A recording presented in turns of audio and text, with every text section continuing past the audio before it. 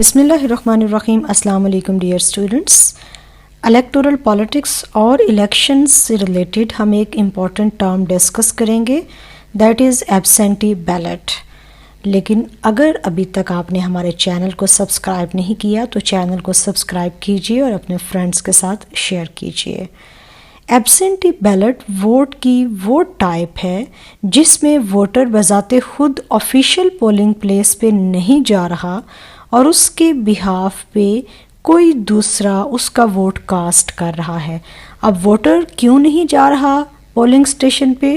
Due to any reason, any legal reason, اور law اس reason کو لیگل ریزن ایکنالج کرتا ہے، اسے لیگل ریزن کنسیڈر کرتا ہے۔